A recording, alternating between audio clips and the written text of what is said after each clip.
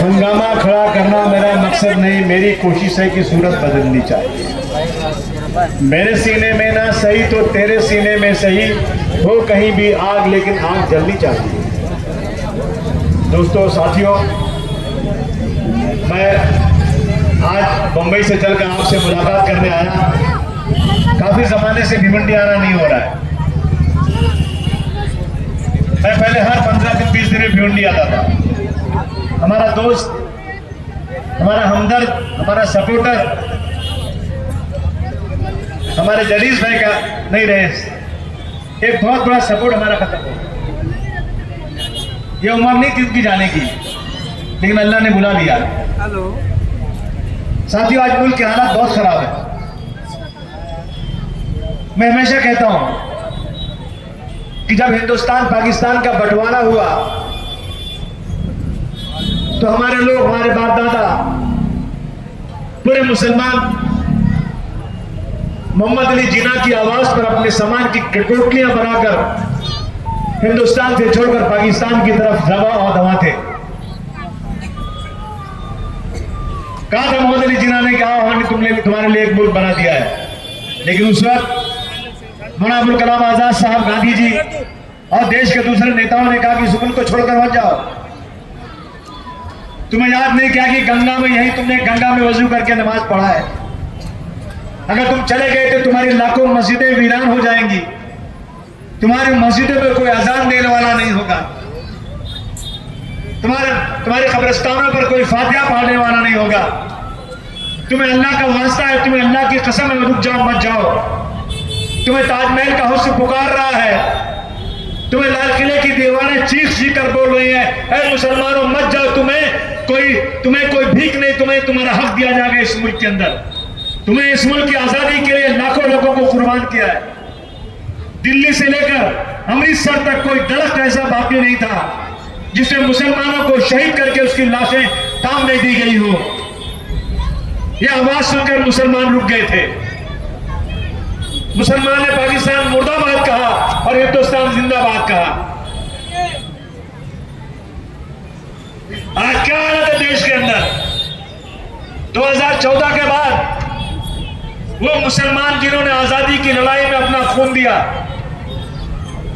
जिन्होंने जान से बढ़कर मुस्लिम हिंदुस्तान की हिफाजत किया, आज उन मुसलमानों को तरह तरह से सताया जा रहा है, परेशान किया जा रहा है। हद तो ये है, अभी आतंकवादी ने मुसलमान बोल के मारा, मुसलमान पूछ करके, धर्म पूछ करके उसने गैर मुस्लिमों को मारा। मैं पूछूं कि क्या इसके पहले हिंदुस्तान में ये नहीं हुआ है? मोहन भागवत साहब कहते हैं कभी भी धर्म पूछ कर नहीं किया गया। मैं मोहन भागवत साहब आपको याद दिला दूं अगर आप भूल गए हैं। एक ट्रेन के अंदर एक सिपाही ने बंदूक लेकर चुन चुन कर मुसलमानों का नाम पूछ करके 3 मुसलमानों को मारा था। याद है कि नहीं याद है? मैं याद दिलाऊं आपको, एक टीचर स्कूल में पढ़ाने वाली माँ बाप के पास जिसका सबसे ज्यादा दर्जा होता है, उस टीचर ने एक मुस्लिम छोटे से बच्चे को क्लास में खड़ा किया। देखा था कि नहीं देखा था किसी ने? और कहा इसको मारो। क्यों मारो कि ये मुसलमान है? मोहन भागवत साहब आप भूल गए? वो बच्चा छोटा सा चिल्लाता रहा, रोता रहा, लेकिन लोग जोर से मारो और जोर से मारो, आगे बच्चे मारते रहे उसको। वो मुसलमान था इसलिए मारा गया। मैं क्या बताऊं आपको, अभी बस्ती जिला का रहने वाला एक लड़का जो कुकर में रहता था, जहां नारायण लाले का लड़का, जो क्या नाम उसका है, उसका नाम ही लेने को अच्छा नहीं लगता मुझे। एक लड़का 14 साल का जो बेचारा हाफिज़े कुरान है, बाप ने उसको तनुजा में आलिम बनाने के लिए भर्ती किया और छुट्टी में आया अपने माँ बाप के पास। ईशा की नमाज पढ़ के बाहर निकला, एक आदमी ने उसको रोका, बोला तुम हिंदुस्तान के साथ हो कि पाकिस्तान के साथ हो? उसने कहा भाई मैं यही पैदा हुआ, मुझे पाकिस्तान से क्या लेना देना? कहता नहीं तूने बोला पाकिस्तान के साथ हो। अरे बोला मैंने नहीं बोला। कहा नहीं तूने बोला। अब देखिए, सोचिए जरा। उसके बाद उसके माँ बाप आए, झगड़ा लड़ाई हुई, 2 घंटे के बाद 40 50 लोगों को लेकर आया, उसका पूरा घर तोड़ डाला। भंगार की 5-10 लाख का सामान था, सब लूट लिया और माँ बाप को और बच्चे को जेल भेज दिया। कोई सबूत नहीं, कोई गवाह नहीं। लड़का बोलता है मैंने नहीं बोला। किससे बात करूं, किससे फरियाद करूं, किससे छुड़ाऊं उसको, कहां जाऊं, किससे बात करूं? कोई साथ देने वाला नहीं है। वो गरीब बेचारा अपने बाल बच्चों को लेकर छोटी सी जो उसकी गाड़ी थी जिसे भाड़ा क्रूज होता था, बिठा करके बेचारा कल्याण में आकर के जगह ढूंढ रहा है और उसका सामान भी वहां से नहीं दिया जा रहा है। ये हालात देश के आज है। कितना सब्र करें? पानी सर से ऊंचा हो गया है। अगर आपने कहीं भी एहतजाज किया और आपके खिलाफ वो इतना बड़ा प्रोपेगेंडा करेंगे, आपका घर तोड़ डालेंगे, आपको जेल भेज देंगे। ये हालत देश में आ जाए। कानून नाम की कोई चीज नहीं है हिंदुस्तान में। यकीन जाना दोस्तों, अल्लाह को हाजिर नाजिर जानकर कहता हूं, मुझे सियासत से कोई लेना देना नहीं था, लेकिन मैंने बम ब्लास्ट 1993 में मैंने देखा कि मुसलमानों के हालात क्या हो रहे हैं यहां पर। मैं बेकसूर था, मैं जेल में था 1 साल तक। मेरे बाप कहते थे कि सारी जायदाद ले लो, मेरे बेटे को छोड़ दो, मैं फिर आजमगढ़ को लेकर वापस चला जाऊंगा, लेकिन कोई सुनने वाला नहीं था। दिलीप कुमार जैसा आदमी कमिश्नर ऑफिस में आया, 1 घंटे तक कहा अबू आसिम बेकसूर है, छोड़ दो। जाफर शरीफ साहब रेलवे मिनिस्टर थे, वो मुंबई आए, लेकिन नहीं छोड़ा मुझे किसी ने। मैं 1 साल 15 दिन तक जेल में पड़ा रहा, लेकिन मैंने सोच लिया जिस दिन छूटूंगा इंशाअल्लाह ताला मैं अब कारोबार छोड़ो, जाने दो, मैं अब इस कौम के लिए काम करूंगा। वो दिन आज का दिन है।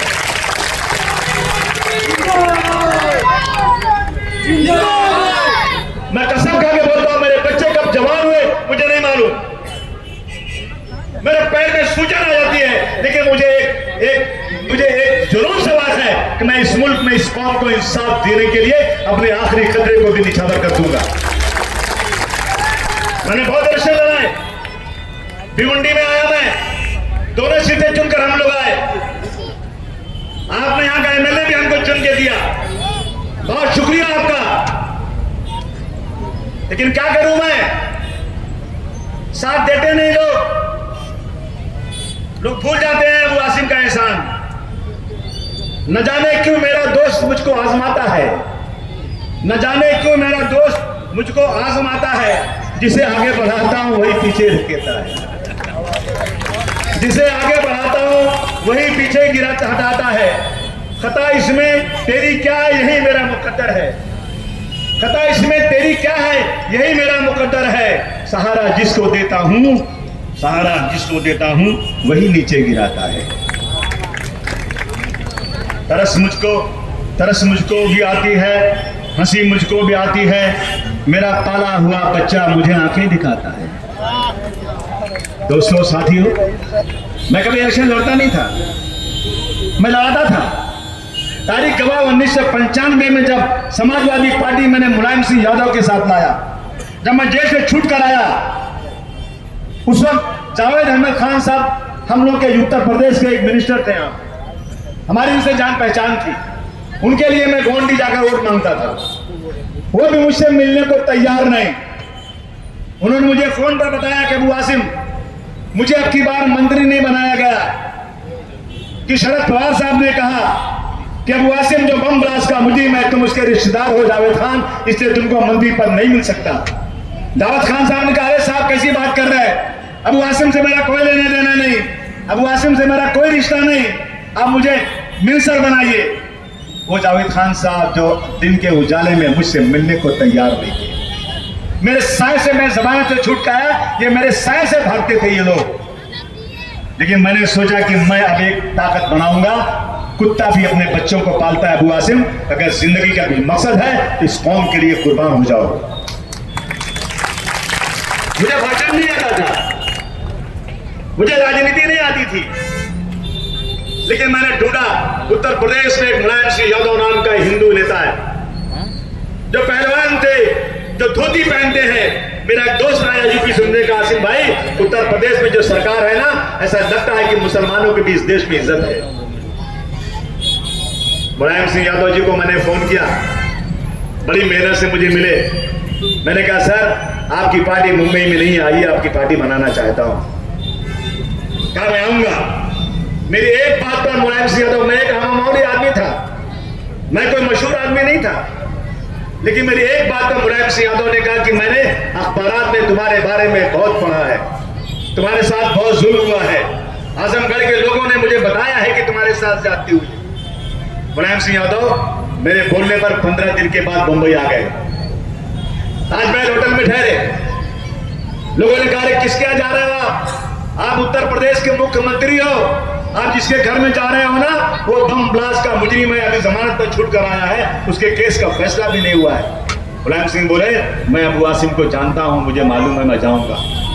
मैं बहुत खुश हुआ। मेरे घर पर आए, मेरे सर पर हाथ रखा उस वक्त उन्होंने और कहा अबू आसिम तुम आगे बढ़ो, मैं तुम्हारे साथ हूं। एक हिंदू नेता ने कहा। तालियां बजाकर स्वागत कीजिए मुलायम सिंह।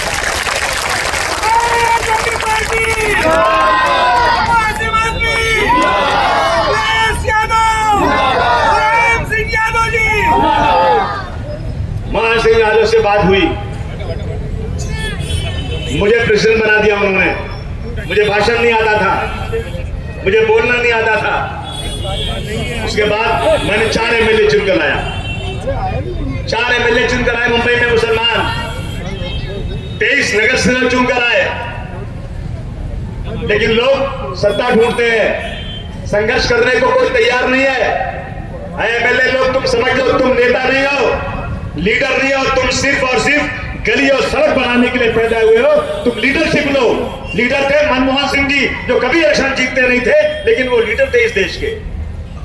लीडर थे डॉक्टर भीमराव अंबेडकर, जब इलेक्शन लड़ते थे हमेशा हार जाते थे। एक बार मुस्लिम लीग ने उनको वेस्ट बंगाल से एक बार उनको राज्यसभा में भेजा और कभी चुनकर नहीं आए। आज छोटे छोटे लोग एमएलए बनते हैं, दिमाग खराब हो जाता है। कितने कमजोर हैं ये गुब्बारे, चंद सांसों में फूल जाते हैं। कितने कमजोर हैं ये गुब्बारे, चंद सांसों में फूल जाते हैं, और जब कमीने उरूज पाते हैं अपनी औकात भूल जाते हैं। मैं एमएलए हूं, मैं लीडर नहीं हूं। लीडर वो होता है जिसके सपोर्टर होते हैं, जिसके पीछे लोग अपनी जान देने को तैयार होते हैं। वो लीडर थे डॉक्टर भीमराव अंबेडकर। आज एक एक घर में उनकी मूर्ति है और दलित भाई उनकी पूजा करता है। किसी फिरका परस्त की मां ने दूध पिलाया है, उनकी एक मूर्ति तोड़ के दिखावे, उनकी नानी याद आ जाएगी। इसको लीडरशिप बोलते हैं। इसलिए दोस्तों हमने 4 एमएलए चुनकर आए।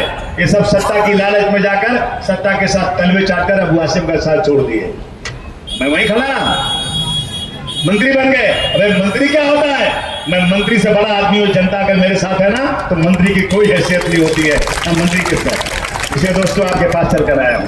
भिवंडी का बहुत बड़ा एहसान है मेरे साथ। मेरे पास 2 ही जगह है महाराष्ट्र में, एक जगह भिवंडी, दूसरी भिवंडी। ये तो मेरा गांव है, इसमें आधे लोग तो मेरे पहचान वाले रिश्तेदार है, गांव के हैं, अगल बगल के, ये कहीं कहीं के हैं। बोलो सही बात है कि नहीं? अब इस बात मेरी बात को मानते हो नहीं मानते हो आप? इसलिए दोस्तों आज हालत देश की खराब है। मैं आपसे यही कह आया हूं कि मुझे अब की बार भिवंडी में मेयर बनाना है। मेयर बनाना है। सुन लो नासिर, तुम अध्यक्ष हो यहाँ के, किसी ने भी पार्टी के खिलाफ काम किया मैं उसको 1 दिन में पार्टी से निकाल दूंगा। सुन लेना, मैं बर्दाश्त नहीं करूंगा। बहुत हो गया, पार्टी को जोड़ के रखो। तुमको अध्यक्ष बनवाया यहाँ के आमदार ने कि हमें यहाँ का काम करने दो, हम यहाँ का पूरा समुद्र बचाएंगे, हमने इनको दे दिया।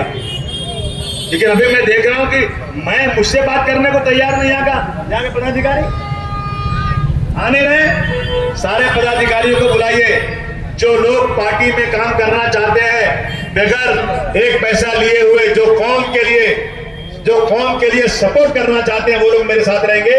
जो ऐसे लोग हैं जो सिर्फ पैसे कमाने या नगर सेवक बनने के लिए आना चाहते हैं, प्लीज मेरे साथ मत रहो, कोई जरूरत नहीं है। जब इलेक्शन आएगा टिकट बटेगा, कमेटी बनेगी। किसी एक को कोई हक नहीं दिया जाएगा टिकट बांटने का। सुन लो, टिकट बांटने के लिए कमेटी बनेगी 5 आदमियों की।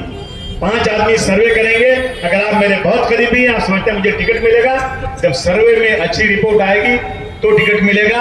और अब की बार आपको मेयर बनाना है, मेयर बनाना है, नहीं बनाना है, मेयर बनाना है। और रियाज भाई, रियाज आप भी सुन लो, भिवंडी वेस्ट में 45 सीट है, यहाँ भी 45 सीट है। इन सीटों पर मजबूती से काम करो और पहचानो पहले उन लोगों को जिन लोगों ने पहले जीतने के बाद हमारा साथ छोड़कर भाग गए थे और जाकर के मेयर के लिए 20-20 लाख रुपया लेकर के अपने जमीर को बेच दिया था। ऐसे लोग समाजवादी पार्टी में नहीं चाहिए। क्या लूं ऐसे लोगों को? हाथ उठा के बोलिए आप, गद्दार लोगों को नहीं लेना चाहिए। इसलिए मैं आज कहना चाहता हूं दोस्तों, दूसरी तरफ मैं आपसे दूसरी बात करने आया हूं दोस्तों। आज जो है ये वक्फ का मामला चल रहा है। मैं गया अहमदनगर, एक मस्जिद है, वहां पर मैं घुसने लगा मस्जिद में, तो बोले मस्जिद नहीं है, पुलिस स्टेशन है। मेरी पूरी मस्जिद खड़ी है, उसमें पुलिस स्टेशन चल रहा है।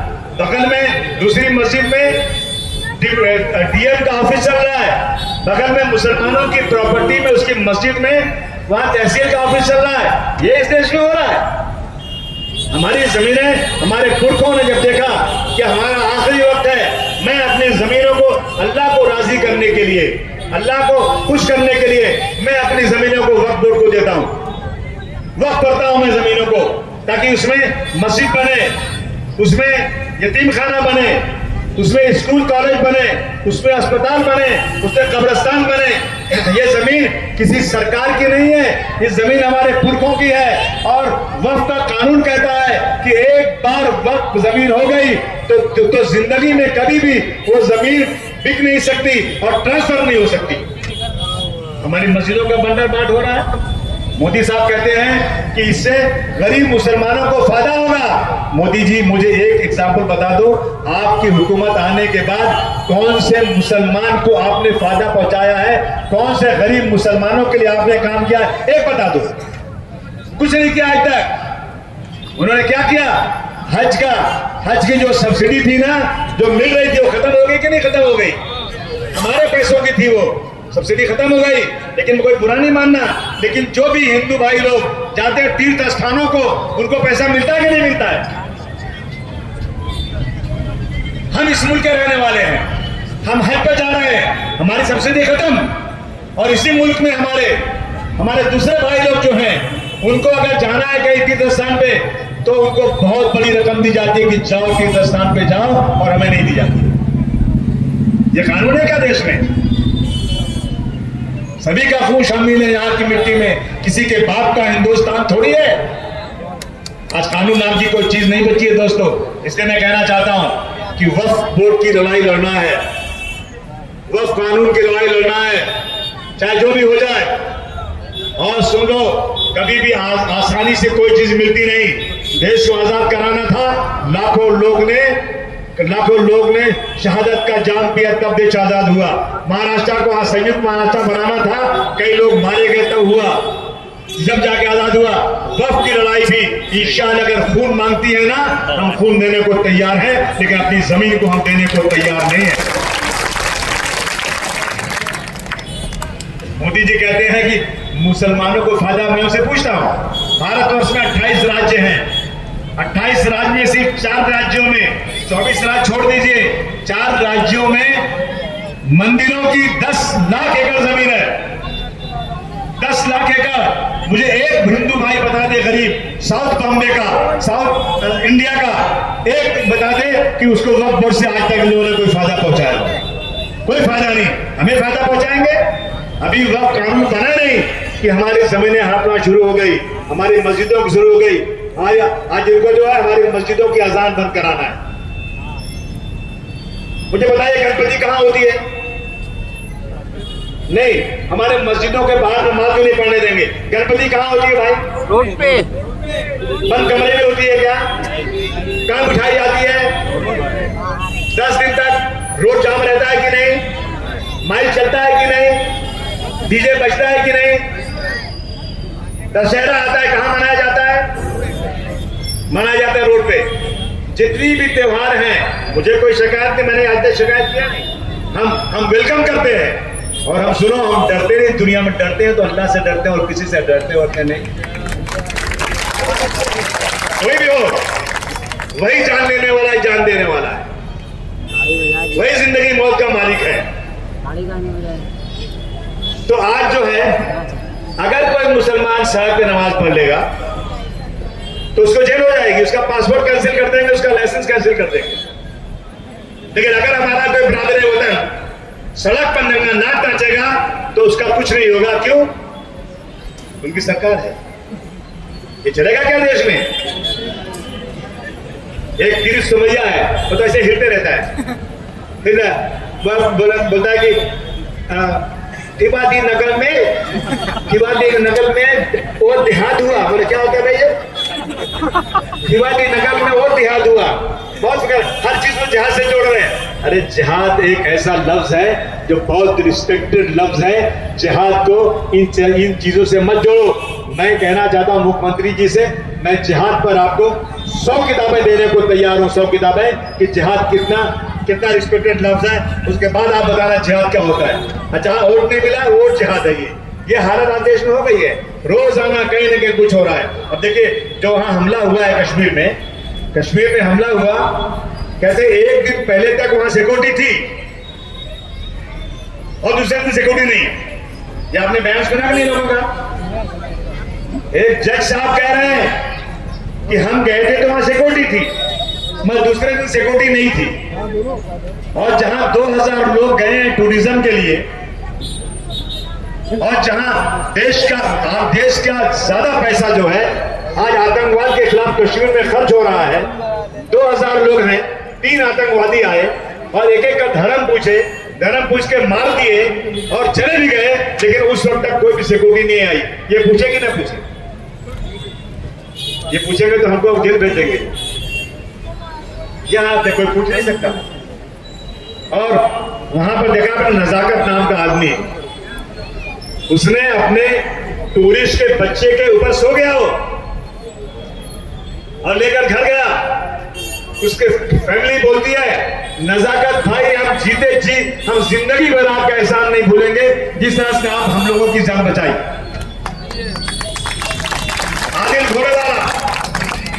आदिल घोड़ेवाला बेचारा, जब उसके टूरिस्ट के ऊपर हमला होने लगा, वो हिंदू था टूरिस्ट, वो भाग कर गया उसकी बंदूक पकड़ने के लिए।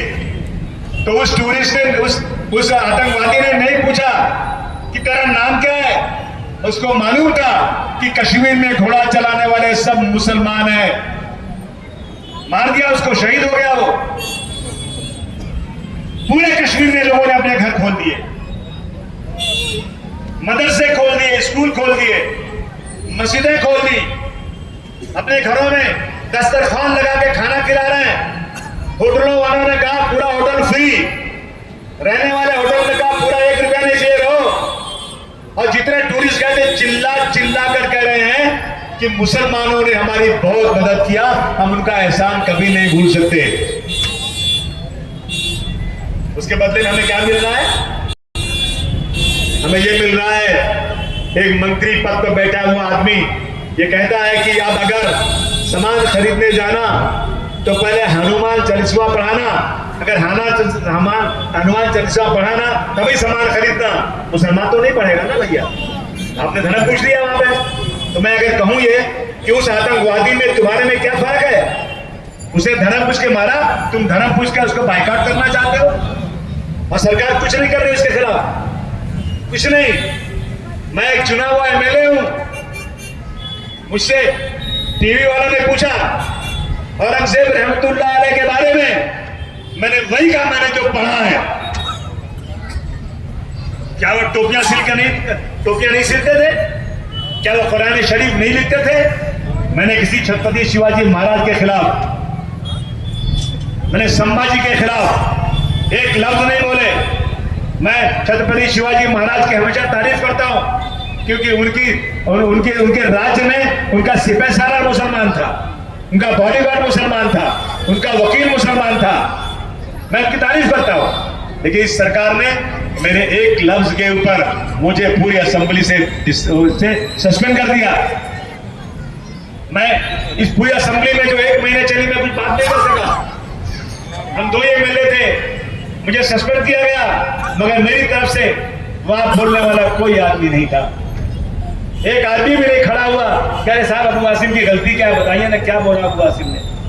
और जब कोई सस्पेंड होता है ना, तो 1 हफ्ते के बाद, 4 दिन के बाद एक प्रस्ताव पेश करता है उसकी पार्टी का आदमी, कहता है साहब अब हो गया सस्पेंशन, अब वापस ले लीजिए। तो फिर स्पीकर कहता है ठीक है, अब हम उनका वापस लेते हैं। अबू आसिम के पास कोई आदमी नहीं था कि जो प्रस्ताव करे और अबू आसिम दोबारा हाउस में आ सके।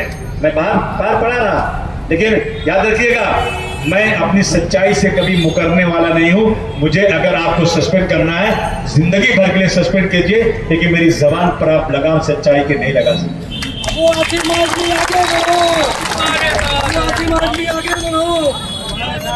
एक ही बात मैं कहना चाहता हूं, आज गुजारिश करना चाहता हूं आज मैं, कि जो भी आंदोलन हो, कोई ऐसा आंदोलन नहीं होना चाहिए जिसमें इनको आपको मारने का बहाना मिल जाए। जो भी आंदोलन होगा आगे, वक्फ बोर्ड का आंदोलन, वक्फ कानून का आंदोलन होगा, उसमें हम लोग, देखिए आंदोलन का मतलब ये होता है कि मैं आंदोलन करूं तो मेरे आंदोलन की वजह ऐसी हो, लोगों को समझ में आए कि इनके साथ जुल्म हुआ है। मेरा पड़ोसी चाहे गैर मुस्लिम भी होना, मेरी बात को समझ जाए कि भाई इनके साथ जुल्म हुआ है, इसलिए ये आंदोलन कर रहे हैं।